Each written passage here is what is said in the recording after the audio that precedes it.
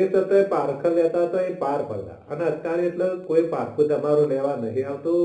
કાયા કાપીને એ કાટે તોડીને કોઈ હે માળો ગળતા સંતને સંતપણા રે એ ભાઈ નથી મફતમાં મળતા. આ સંતને સંતપણા રે એ ભાઈ નથી મફતમાં મળતા. આ સંસારમાં જે સંતો મહંતો હોય કે મહાપુરુષો હોય એ જે સંકટ વેઠી જશે, દુઃખો વેઠી જાય, આ સંતપણા મફતમાં નથી મળતા ભાઈ સંતો. ભક્તો ભજી લો નારાયણ